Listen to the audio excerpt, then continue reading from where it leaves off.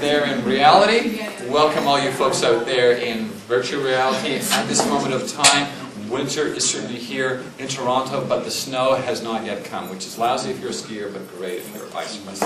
The truly exciting news today is, of course, our presenter, Dr. Phil Marsden, who received his MD degree in medicine from the University of Western Ontario in 1982, followed by internship and residency training in internal medicine at the University of Toronto in 1986, and then both a fellowship and an instructorship in the Department of Medicine at Harvard University, ending in 1991. He is currently a professor of medicine at the University of Toronto. He is the citywide division director for the field of nephrology, as well as the vice chair of research for the Department of Medicine, i.e. my boss. Lots and lots of accomplishments. I was particularly impressed by over 120 Medline articles. He is the principal investigator on major grants, both from CIHR as well as the Heart and Stroke Foundation, and he is a recent winner of the Kidney Foundation of Canada, otherwise known as KFC, otherwise known as for their Medal for Research Excellence. Thanks very much for being here. Thanks, everybody. I'm delighted to be interrupted during it. I understand Dr. Redelmeyer does that frequently. I get a Dr. Redelmeyer off you, too. I have pretty pompous goals, but let me just summarize them. I'd like to discuss the human genome circa 2003. I'd like to talk about what's happened since then. What are the advances since 2003 in understanding human genetic diversity? And for physicians, point 3 is a really interesting one. Explain how common and rare genetic variants are relevant to disease management. And finally, an area that I have a big interest in, introduce how epigenetics is relevant to understanding the genome. So this slide, a colleague on the way down brought this up, so I changed the slide around a little bit. On the bottom of the slide is the 0-1 binary code. We all appreciate how it's had such a profound effect on us as a society, on us as individuals, on us as professionals. But it started off in humble beginnings, and it's changed who and what we are. The binary code. My argument today is that the human genome, the ACs, the Gs and the Ts, that define us as individuals, will also have such an impact. And the top of the slide has the human genetic code on it. And it'll be throughout my slides today. I was lucky enough to get that finished. Where's Jeff? There it is. We were just chatting on the way down. So this is what happened in 2003. The linear sequence of the human genome was sorted out. 3.3 billion nucleotides of it as a sequence. And many of you are probably aware of the interesting aspect of society's critical response to change. And the first thing is that we tend to overestimate the short-term implications of change, the technological side. But I think as it was with the binary code, so it's going to be with the genetic code. We are at risk of underestimating its longer-term implications. Actually, can I challenge you on that? We probably know a good estimate of the number pi to 3.3 billion digits now, right? And yet it's probably not helping us a lot more than the original estimate of 22 divided by 7. How would you respond to a question like that? So I'd respond to it this way. I'd say, okay. I think I've thought a lot about your question. Others have thinking a lot about it, and the reality of has it made an impact? Has it changed anything since 2003? I think helps answer that. So I'll take it from those three perspectives. But here's the cover of Time magazine. It's an interesting rubric. It's got a caricature of the human DNA, the double-stranded DNA helix, solved in 1953 by Watson and Crick. And James Watson, who's a very interesting individual, wrote a section for this Time magazine piece, and he said, why your DNA isn't your destiny. And what he's put up with his colleagues in this caricature here is a zipper on the background. So if I was to give a pompous overall goal for today, it's a no more Owner's Manual on the Human Genome, How Advances in Our Understanding of the Human Genome Will Affect Us All. But Dr. Rettelmeyer says, yeah, whatever. What's really happened in the last little bit? I think it's not changed what we do in disease management. That's the bottom line. It's started to change us as a society. This is a company sprung up by the spouses of the founders of Google. You can spit over the course of these rounds today if you're not motivated on the content. But for a very small amount of money, you can spit into a saliva cup and within weeks receive a big thick binder. A binder that contains DNA markers, about 1,000 of them. Some informative, some not informative. I'm a nephrologist. I do about 2 months a year. I'm a clinician scientist. One of the markers tells you whether or not you can smell asparagus in your urine. You don't really need that to sort that out. Others are trivial as well, whether you've got hard or soft earwax. But others are more, the stakes are higher. BRCA1 alleles, the ApoE1 early Alzheimer's disease familial alleles, the hemochromatosis at-risk alleles. When I've talked to some physicians who see more patients than me, and people are starting to walk in clinicians' offices with these binders. So it's having impact on our society from the lay perspective. And here is the front of Forbes about a year ago. Jonathan Rothberg, Director of Consumer Marketing of Human Genome Machines. For $25,000 to $50,000, you can buy a sequencer that can do your genome. So for small little companies wanting to set out Director of Consumer Marketing, you know, are you worried about your breast cancer in your family? Are you worried about other disease alleles? Forbes magazine. So let's dim back a little bit and let's just go over some facts. Some of them humbling, some of them not. That 3.3 billion, is it the most complex? Is it the most interesting? Is it the biggest? Well, here's the white rose. And if you were to say, who's got a bigger genome? The white rose or Muammar Gaddafi. The white rose wins. In fact, the record for the size of the genome is this lowly little species. A species of amoeba. Huge genome. 30 times our size.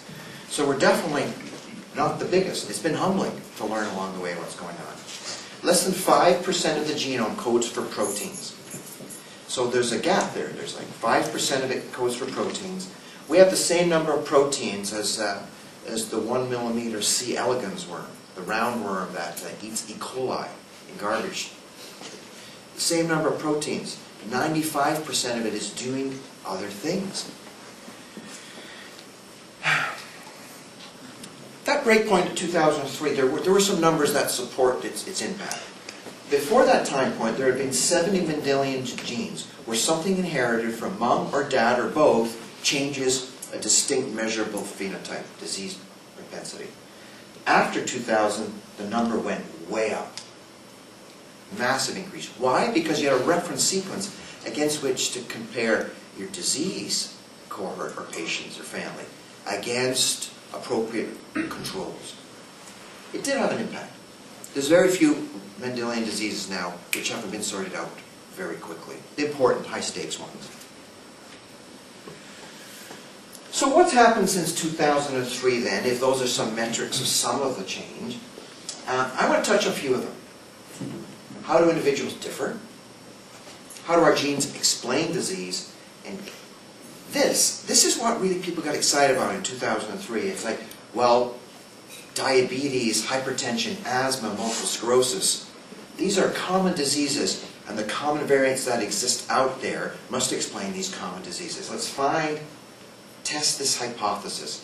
Is the common disease, common variant model valid? It was a huge argument, half in favor, half against, wasting the resources. To compare individuals after the first metric got sorted out. Yeah. So going back to the last slide, who is the reference genome? In the public genome, it was an anonymous individual or individuals. In the private genome, it was the major funder, Craig Venter. His was the reference genome. So what makes that a good comparison then? Well, let's cover that, because I think you've asked the key question. Was that a good place to start? And if you or I donated our DNA, how do we as individuals differ? Would that have changed the blueprint or template by which things are other compared?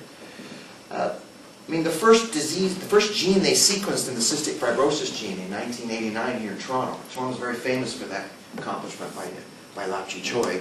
The first sequence they screened out of a normal library happened to have the major mutation in cystic fibrosis. And they were stuck. And there was a confusion for weeks, months. Wait a minute, what's going on here? And they realized that by chance alone, they had a DNA sample from someone who was a carrier. Alrighty. The real story of the sequence I put in the background is that it was a real human gene. And shown in red here is the sequence GAG, a triplet nucleotide codon that we were taught in our early biochemistry in high school and university that encodes an amino acid. And this is the 6th amino acid of the protein, beta globin. This T, that A to T in the central triplet there, is the nucleotide change that accounts for the sickle cell anemia allele. 2 copies of this allele, one from mom, one from dad, have a very profound effect on the phenotype of that individual, define a Mendelian disease. So this is one example of how individuals differ. It's a pretty common carrier, but the map against before having the disease is quite uncommon or rare. I'm going to come back to this theme because Dr. Genome, I know you're back there. Can I pick on you? If this is such a bad thing to get, 2 copies of the sickle cell anemia trait, why hasn't it been wiped out of human evolution? Selection pressure of malaria. Yeah. So medicine's come up with these models, and I'm going to finish with a model today, my own subspecialty kidney disease, where we completely revisited some of our understanding of the propensity of kidney disease risk. And it turns out the sleeping sickness of tsetse fly is really important in our hemodialysis populations, and I'm going to come back to it. So one nucleotide in this gene at that time, in this background of all of my slides, accounts for this uncommon rare disease. So when that A changed to a T, what do people in genetics call that? They call it a polymorphism. And if it is a single nucleotide, where one nucleotide of 3.3 billion is changed, called a polymorphism of a single nucleotide, or SNPs. So that's what that term is when you see in the medical journals now. Whether it be JAMA, New England Journal, Lancet, single nucleotide polymorphisms. They are the most common difference that we all differ as individuals. One nucleotide is replaced by another through a mutational event in the germline. They're biallelic systems, so even though the 0-1 binary code suggested a simple mathematical model, the ACGTs in our genome, it turns out it's really rare for the A to go to a T, and the A to go to a C, and the A to go to G. They're usually biallelic systems across human biology. And they are the major form of how we differ as individuals. And there's a lot of them. Since 2003, we've found about 12 million of them that are common. We've found some interesting things about them since 2003, and I'm going to share them with you. But let me just, for those who actually want to see structure when they think about a nucleotide change, DNA is not a linear, single-stranded piece of things. It exists in a helix. So this is what Watson Crick taught us in 53. That C pairs across with G, and T a pair across with A. And it's called Watson-Crick base pairing now. Hydrogen ion bonds. 3 of them, 2 of them. So when I said there's a single nucleotide change, let's just look at structurally what it looks like. Let's take this C and change it to a T. You've immediately seen that I'm sort of biasing it to one strand. And that's the nature of the beast. When you are within the genome, you never really know which way you're going. So it's a little bit of an orientation. It's like driving on the right or the left side of the road, whether you're in Canada or the UK. But when you do change a C on the top strand, in the genome, it's paired with a G here, but it's paired with an A here. So it's a C to T here, but it's a G to A there. That's what a SNP looks like on the double-stranded DNA helix. How do you get them? Well, it turns out that that's a complicated story, but it's got some interesting to it. Well, if there's 12 million of them, but there's only 20,000 protein-coding genes, and the roundworm and us don't differ that much. What's going on there? Turns out there's lots of SNPs in any given gene. A typical gene might be 25,000 nucleotides in length. So therefore, SNPs that change function, we now know are extremely rare. I gave you a bad example then. The sickle cell nucleotide change, which has a profound phenotypic effect and is implicated, so it's affected human evolution profoundly.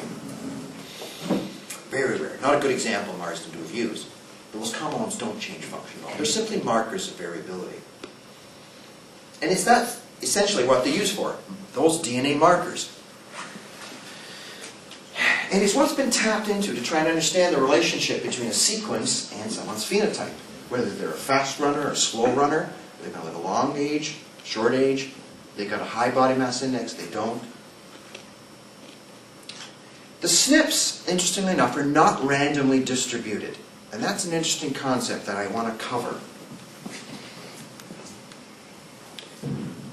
In 2003, we started off with 1 or 2 or 3 people's referent genomes. And over the first 5 years, 2003 to 2008, people started to sequence more people's genomes. This project just came out at the start of really 2010. And it was sequence 1,000 genomes from all over the globe. The first ones were biased. You know, who's to say that a white Northern European person was the right one to use as a reference genome from the whole globe? If you were from Japan or West Africa, is that a relevant comparison? And it's now an extensive public catalog of human genetic variation. Multiple distinct populations. And we've learned something interesting. But I want to walk, if I could, I want to walk through when a SNP is born, what happens and how it grows. I think it helped me understand it. And I made this into a fake chromosome, a little artificial chromosome. It's very short. I've shown one of the strands. And what we're going to do is we're going to look at that sequence and we're going to say, that whole sequence there, this A is followed by that G, followed by that A, followed by that G. And then we're going to do something. We're going to say, well, that's reference genome sequence 1. Let's call it allele 1. Now we're going to change one nucleotide in it.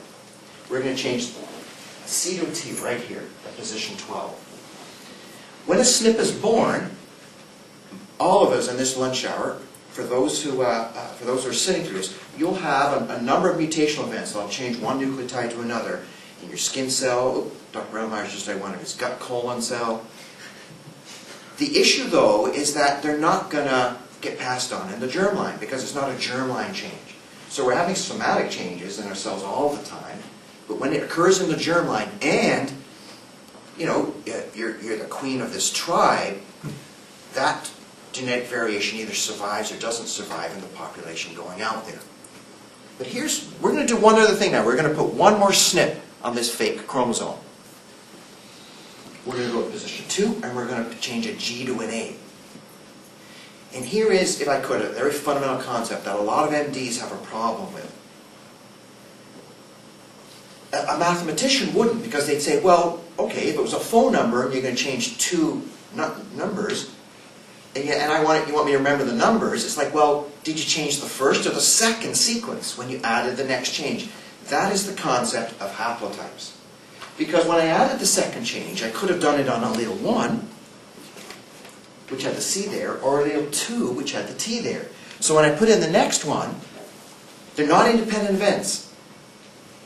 This one, I drew it as occurring on allele 1. So now there are 3 alleles in this population. Allele 1, we started with, allele 2 from the last slide, and the new one I've just made allele 3. That is the concept of haplotypes, which means that when I made this change here in this fake chromosome, the sequences upstream and downstream were unique. And we now know in human evolution, by looking at people's sequences and what's clustering with what, learned some really fascinating things in the last 8 years. It turns out that the majority of SNPs across us as a globe are identical. 85% of the nucleotide variation across the planet, the good Earth, are the same. So it doesn't matter whether you're from Yoruba tribe or you're from Japan or Northern Europe, we're all the same. That is a really interesting thing about us as a population. Let's ask about us compared to other populations. Let's take cheetahs. Turns out that cheetahs have way less genetic diversity than all of the humans across the globe. But if you go to other species, let's say orangutans, even though there's been a devastating fall, as most of you know, 98% lost in the last 100 years, the amount of genetic diversity they have right now is still 8-fold greater than all of the human genetic diversity across the globe. Those things are empiric. They could not have been sorted out without actually doing these comparative sequence analyses. It's now known that 10,000 people, some 3,000 generations ago, populated the good Earth. And it's been looked at through the concept of haplotypes, chunks that get passed on from one person to another. And it all started in Africa. The populations that left Africa were unique. Not everybody left Africa at once. In fact, if I could use the analogy, imagine alleles and haplotypes moving around. People move around. So here is alleles 1, alleles 2, alleles 3. And they're there in Africa. And then some of the folks with allele 3 go off and migrate. That concept is really key to what's happened to human evolution. There was a bottleneck leaving Africa on the escape of human genetic diversity. So I'm going to use a caricature. And now we're going to bring a disease into this. So I'm just going to change the countries and origins. Let's say we got the mighty Euro. And here's the population that has 3 distinct alleles.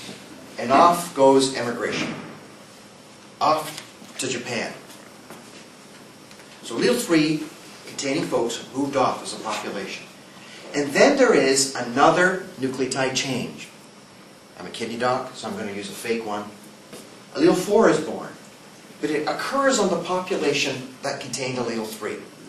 But now, because this is a theoretical argument, remember most SNPs don't change function, so they're not relevant to disease. But now we're going to fix it so that allele 4 is actually a kidney-causing disease mutation. And everybody migrates, everybody moves to sunny San Diego, and all the populations migrate. And here's a researcher. You're a postdoc.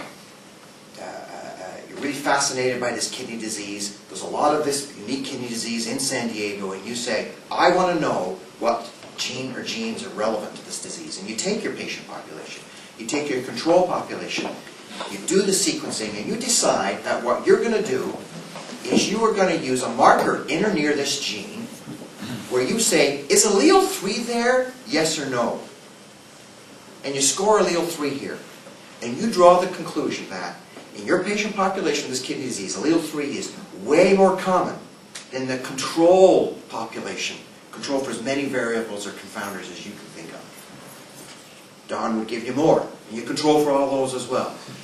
And then you end up drawing the conclusion that nucleotide sequence variation in or near this gene that you have genotyped causes the disease. That is a correct conclusion.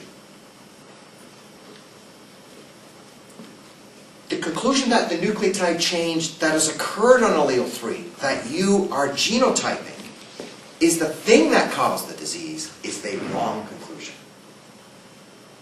Does everybody see that? Because we fix this artificially, so it's allele 4 that's the disease-causing one, but because it only occurred on the allele 3 population, it's going to be enriched.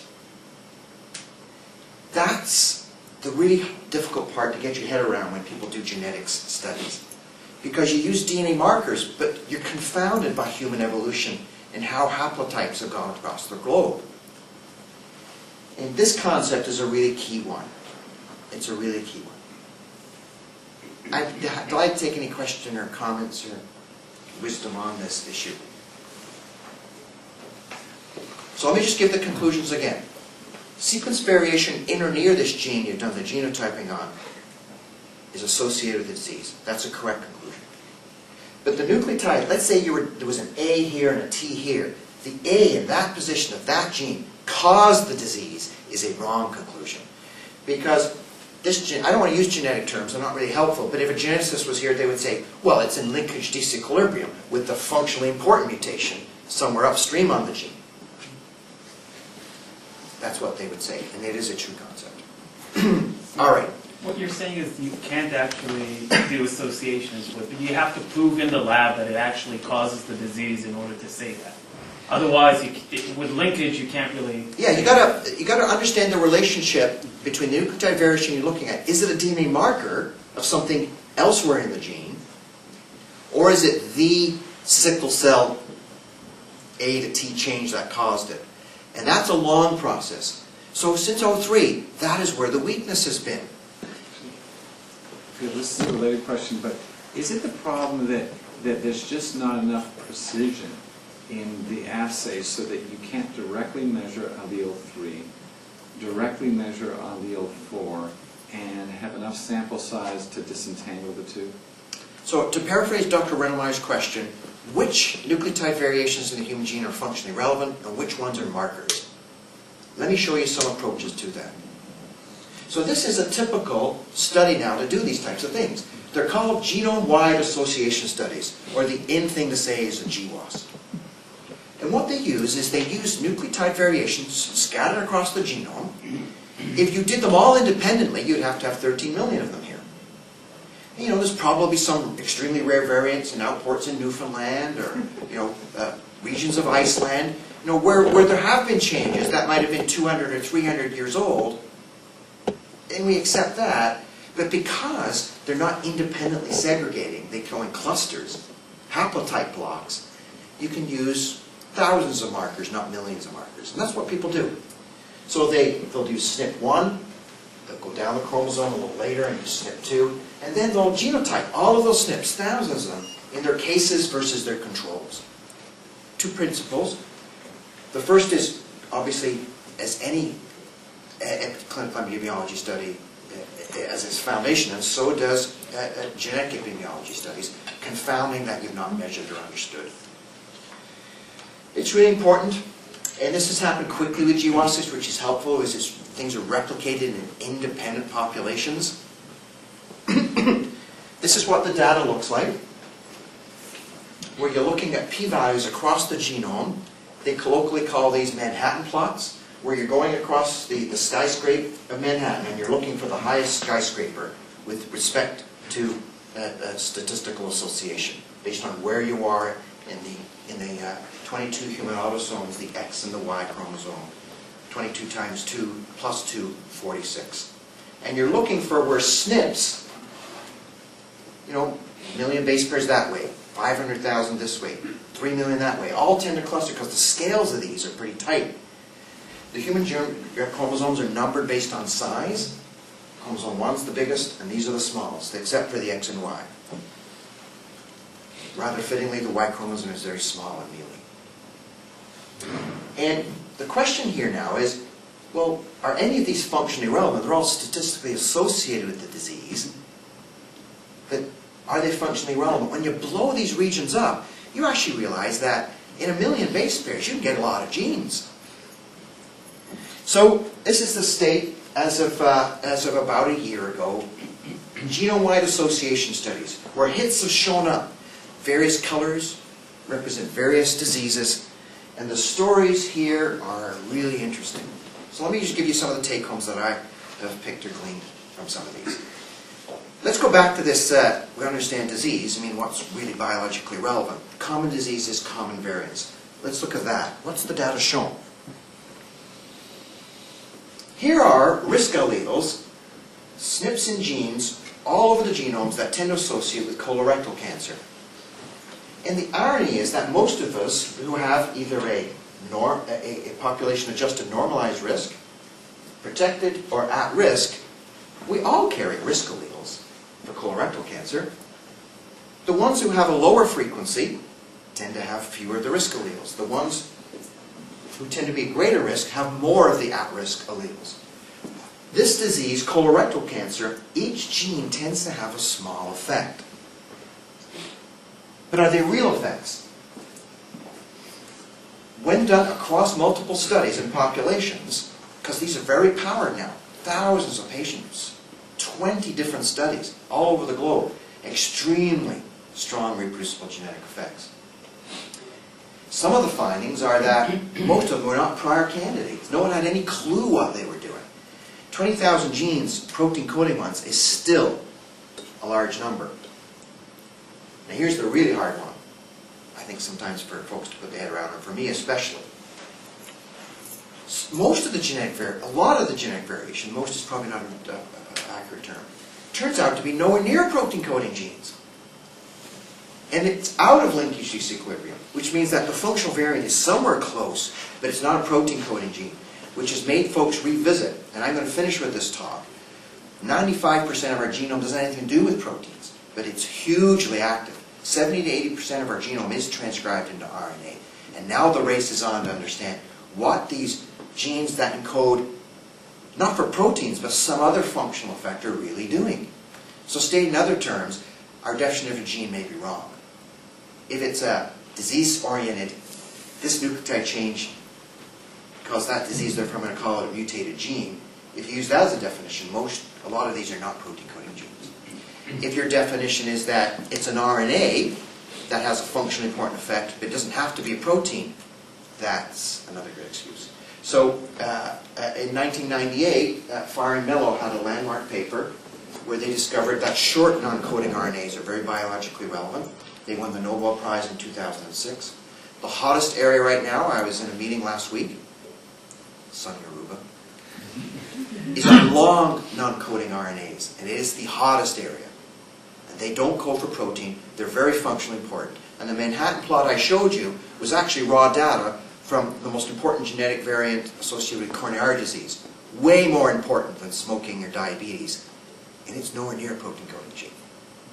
And no one has any clue what it does. This has been a real pain in the butt. It turns out that there's two lists of genes, two lists of diseases. There's ones where common variants do matter, and there's one list where it's rare variants that matter. And we're still, I think that people who do this work are still trying to sort out what disease is in which pile. So it turns out multiple sclerosis, we're taught as clinicians what it manifests at, its clinical parameters. But if I was to say to a first-year PGY1 resident, you know, what's the molecular basis of anemia? They'd say, well, that's not a good question, Phil Marsden. And anemia is just, it's a clinical manifestation of so many things. And here's my approach to sorting it. Well, that's what multiple sclerosis is now thought of. 13 different diseases that just manifest clinically the same way. But you know, multiple sclerosis is the same as anemia. That's, I think, been really interesting. And which diseases are rare variants? I was shocked. It turns out hypertension's falling into this. It's not common variants in hypertension. So I thought I'd tell you a story as we start to wrap up. I'm going to go back to the kidney. And I'm going to start off with something that's very relevant to the hemodialysis unit of this hospital, at St. Michael's, at Credit Valley. The population who suffer end-stage renal disease or require renal replacement therapy, it turns out that if you're of recent African ancestry, your risk is massively increased, some 3 to 4-fold. Clinicians have known of it for many years. So I'm going to use, if I could, the last, as an example of some of the advances, from the genetic perspective, what's the molecular basis of this? All right.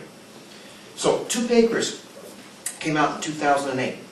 And what they did is they said, let me look at what is unique about kidney disease and African ancestry.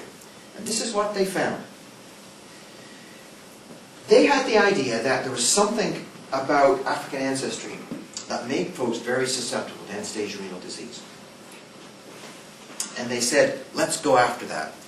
And what the papers found was that nucleotide variation in this gene was really important for it. So then people said, oh, that's great. Great advance. Well, what's that gene?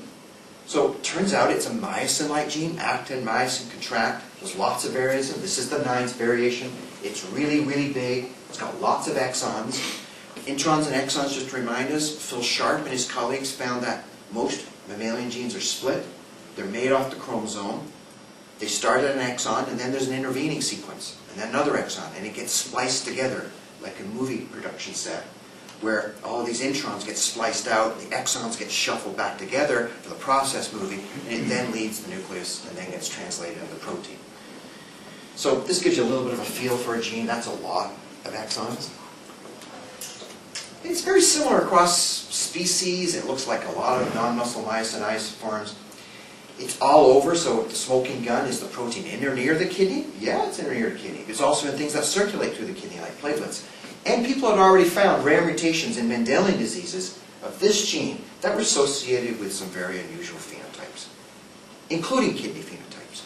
So it all looked good.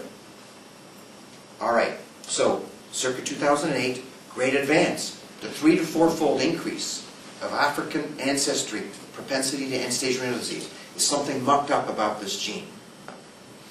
So based upon today's talk, they were all wrong. The nucleotide variation they sampled was in this gene, but it turned out it wasn't the right gene. It was one from here to Mississauga away.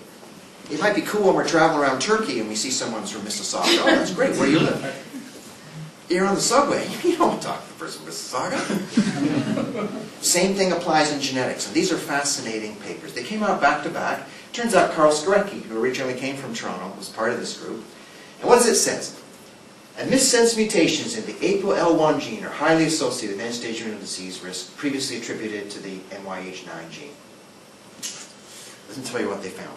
This is really cool. This is a fly. I was going to be a tropical medicine fellow at one time. I had worked 6 months in Africa. And this was a fly you did not want landing on your thigh. For 2 reasons. It had crossed wings on its back. And it had this very big proboscis. And this is the tsetse fly. And the reason you didn't want tsetse flies on you or biting you is because of this parasite they contain. African trypanosomiasis. Very serious disease over the history of Africa. This is its current endemicity. Sort of has 2 flavors, a West African and an East African flavor. And, anybody, any of the folks doing the training in medicine who can tell us what the disease manifests as? Sleeping sickness. When I was in Congo, there wasn't any. They killed all the cattle, Belgians. A chronic neurologic disorder. These earliest manifestations are, abnormalities of sleep, night cycle, insomnia, daytime somnolence. A chronic neurologic inflammatory condition, very serious. Turns out there's a really interesting story about the evolution of this. All right, so what happened?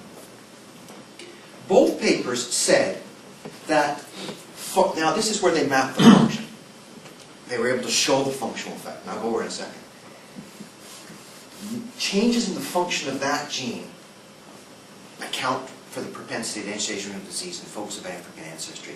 But it's a really interesting twist. First of all, what is this gene? It was found through lipid metabolism, but it has very little to do with lipids. Turns out that this beast in our blood is a major component of our innate immune system, and it kills off trypanosomes. It lyses them, blows them up. So, let's go back 3,000 generations ago, where all our ancestors are in Africa, and we have a very powerful defense mechanism against trypanosomiasis. Score 1 for the human genome. Everybody moves. Then something really interesting happens.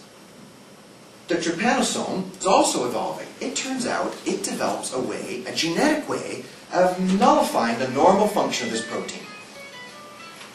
So the ApoL1 that's sitting in Africa is not good at fighting trypanosomes anymore. Score 1 for trypanosomes. But the humans are not slow. We're evolving. The folks who are still in Africa step up to the plate genetically, and they mutate their ApoL1 again.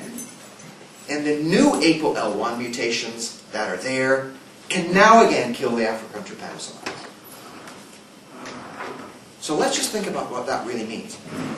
How did they prove it? First of all, well, turns out if you take the serum of people who carry one of these copies of the new ApoL1 variants, it, even when diluted 1,000-fold, massively kills trypanosomes. So you only need one of the 2 copies of your parent's genes to kill the trypanosomes. In some ways, it's a little akin to malaria. One copy of the sickle cell anemia gene protects you against malarial parasitemia.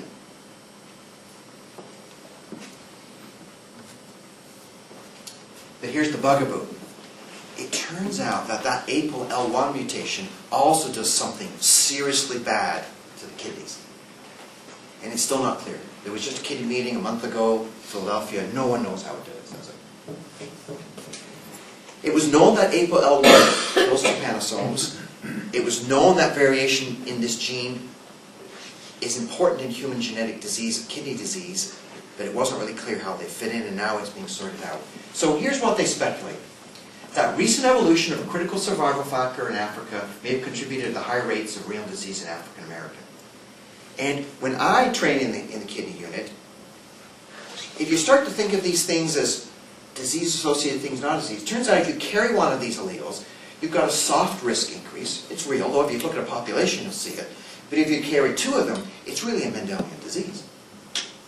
It's a severe risk of end-stage renal disease.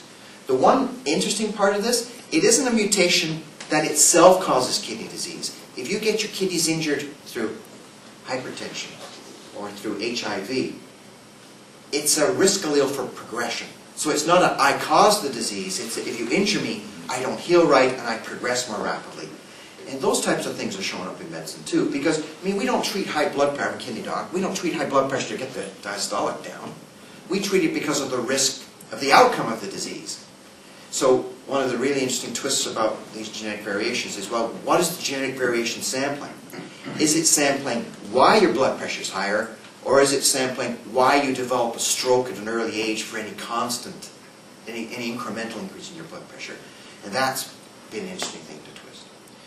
So based upon my talk today so far, we would say that the cure for human disease lies in genes. But I wanted to start off with the, yeah, whatever comment that Dr. Rettelmeyer said. Let me use this example as I close today. These are two identical twins. And let's say mom comes in with this little one and she's just developed type 1 diabetes. Attention please, we have a code blue. T tangoing ground floor in front of drug use. Attention please, we have a code blue. T tangoing ground floor in front of drug use.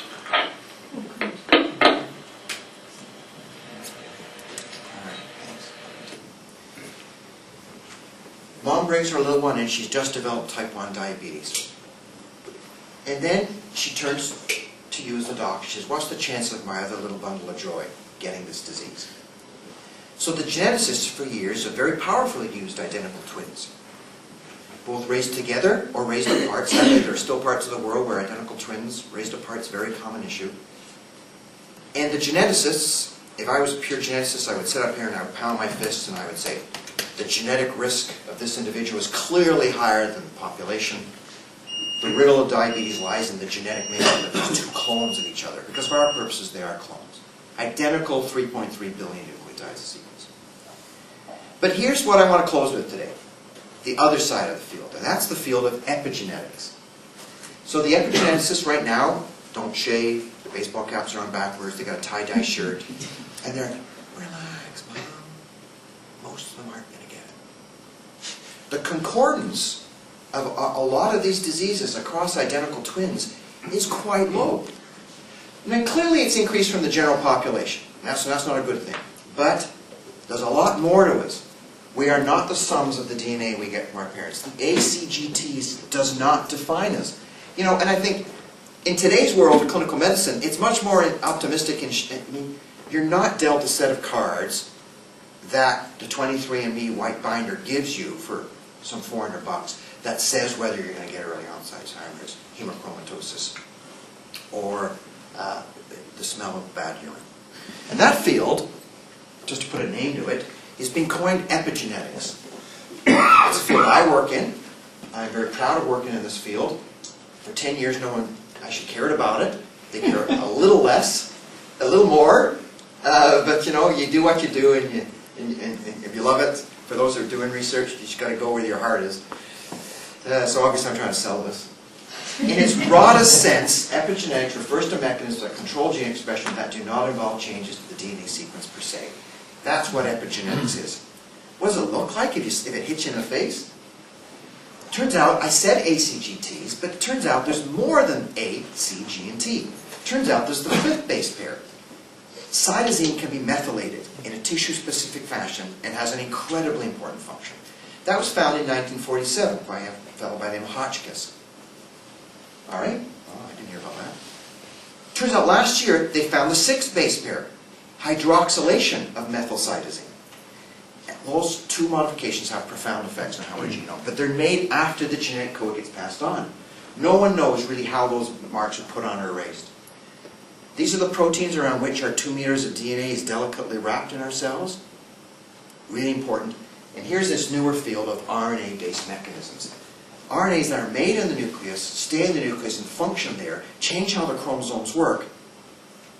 We just thought they were obscure little entities. The XX female chromosome dilemma. Dosage compensation in a higher species is different than lower species. In Drosophila, in the XY male, the fly X chromosome has to work twice as hard. Isn't it interesting that in mammals, in the XY chromosome, it's the female chromosomes that are all messed up. One of them is silenced. It turns out the inactive X chromosome in a differentiated female cell silences completely one of the X chromosomes, and it's this pathway. The sequences are the same, whether mom or dad gave it, but one of the mechanisms is the inactive X chromosome is painted with an RNA, coats it entirely from one end to the other for our purposes. It's called the excess RNA. It's a massive RNA and it paints it all over. That was thought to be a rare mechanism. Now it turns out, 3 years ago, there are thousands of human genes that encode purely for RNAs that do not encode for protein. And they are somehow getting passed on. When an endothelial cell, a cell I work on, divides, it remembers to stay an endothelial cell. The cell divided, beside it, the smooth muscle cell, it remembers to stay a smooth muscle cell. But you know what? Their DNA content's exactly the same. It can't be the ACGTs that are dictating that. There's something going on there. This is what it looks like in the chromosomes. RNA-based mechanisms, the proteins known as histones about which our DNA is wrapped, and the methylation of cytosines that occurs exclusively when C is followed by G in mammals. So let me go back to this concept of the identical twins. What we're going to hear more about in medicine is how our static DNA code interacts with the human environment. And it starts right early. Turns out that the epigenetic marks that I carry on my genes were set up before Hitler came to power. The genetic marks on my chromosomes were set up in the primary germ cells of my mother when she was still in utero. So she was born in the 30s. The DNA methylation code that's set up on her primary germ cells in the first trimester of her life are what dictates my gene expression now. So it's hard not to think that the developmental origins of health and disease, we need to know a little bit more about that. It's very poorly understood, but it's rapidly evolving. But some genes are on or off because of what our parents are exposed to and what we are exposed to in utero and what we're exposed to in early life, and obviously reflecting of our environment. Here's one of the first papers that's come out, just a few years old, which says, are there differences in epigenetic marks? Environmental, age-related issues, and it was a nice study done out of Spain. They took twins raised together or raised apart and drew the following conclusions. They sampled just little bits of the genome all over. This is really a proof of a principle, not a comprehensive assessment. And they had asked, well, are they different? Can the same DNA sequence, the same ACGTs that mom and dad gave equal to them because these are identical twins, are they different? And the answer was yes.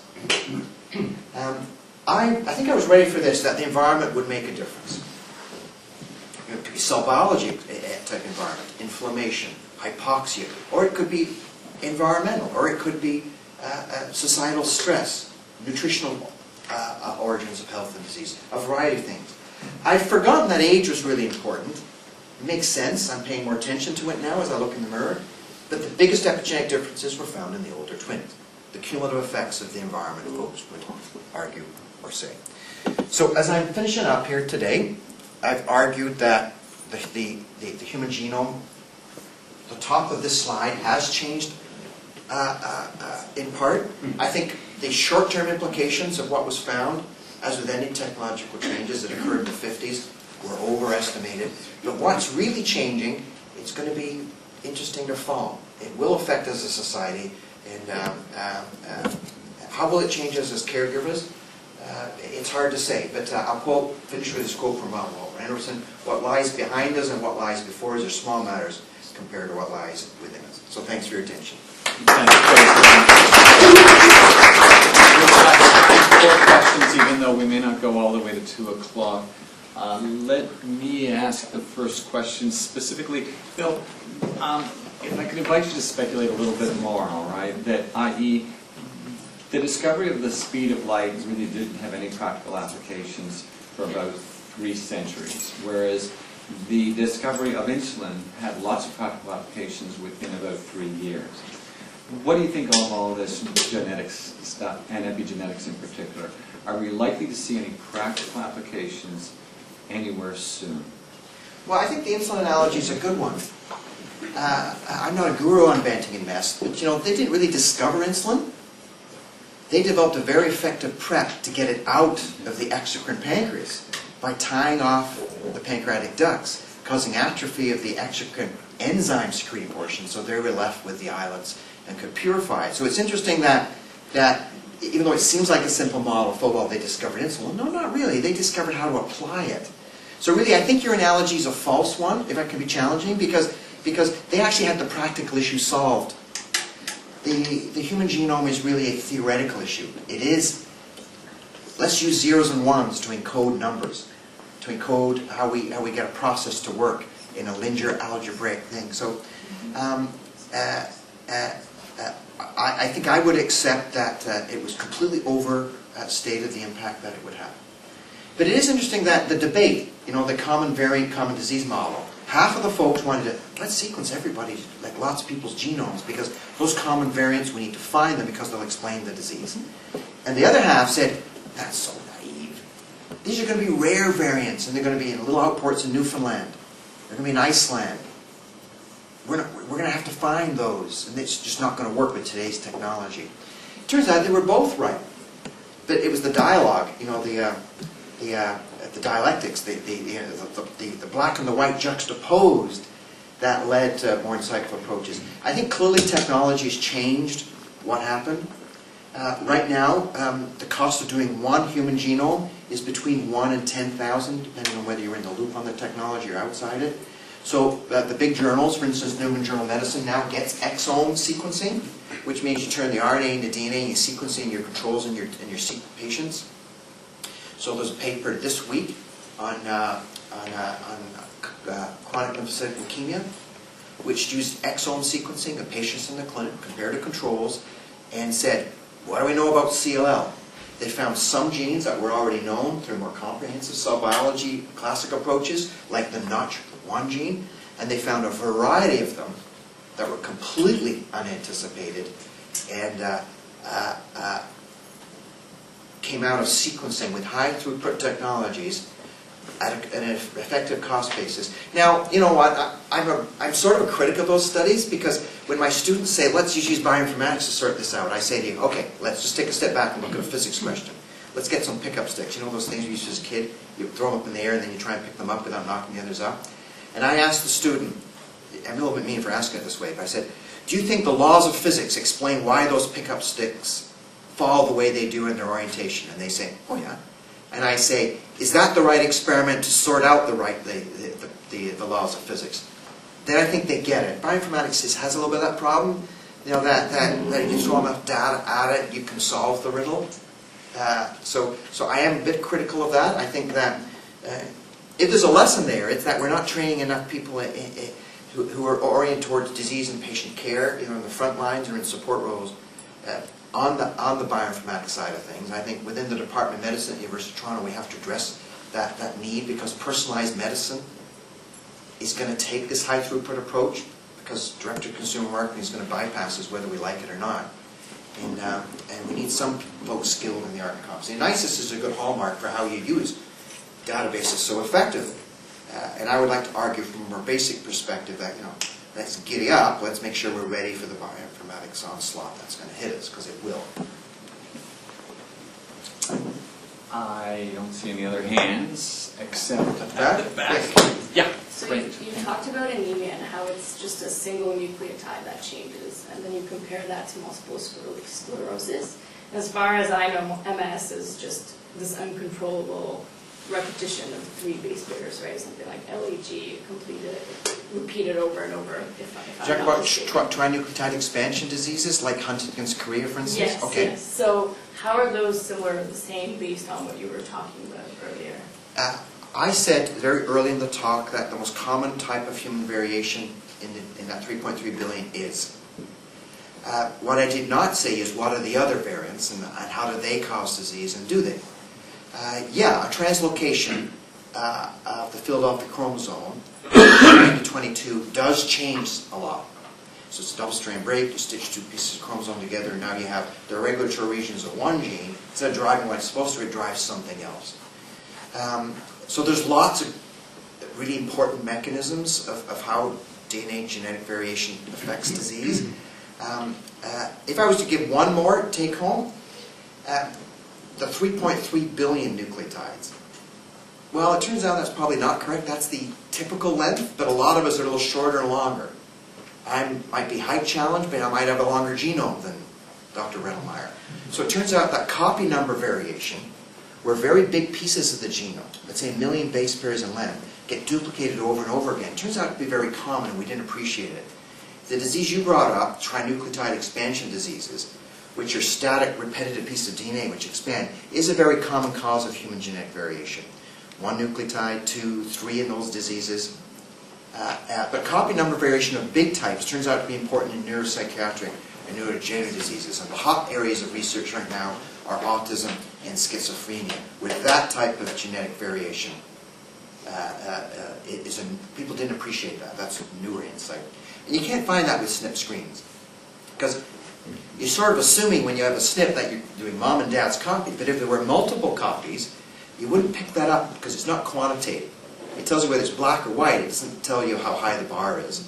That was a big surprise too. But there are other big surprises on chromosomes too that I think we're yet to discover. I would say the non-coding RNAs is the biggest one.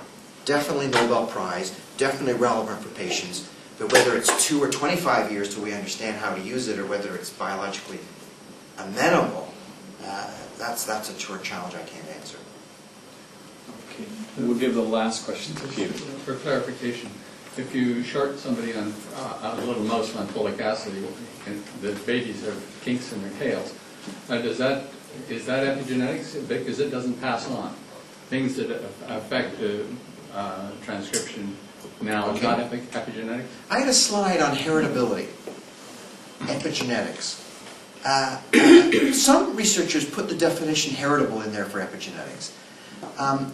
I'm of the mind right now that some epigenetic marks are heritable and some are not. My student and I, she just had a defense of her thesis last month. And we started to use that analogy about when my epigenetic code gets set up. And when you start to look at it from that perspective, you say, ooh, that's why Phil's the way he is. But it was a pre-Hitler thing. Wow, you start to think of why the environment could potentially have an impact. Folic acid was an interesting choice, because folate, for those who remember their biochemistry, is involved, the donation of S-adenosylmethionine to donate methyl groups is vitamin B12 and folate dependent. And the end product of that is homocysteine. But folate is involved in methylation pathways, and if it's involved especially in DNA methylation pathways. So the neural 2 defects and the cardiovascular sequela of folate deficiency, not as much as a ravage as it has been since '97, since we started supplementing folic acid in our greens in most developed countries. But folic acid is an excellent example of epigenetic effects.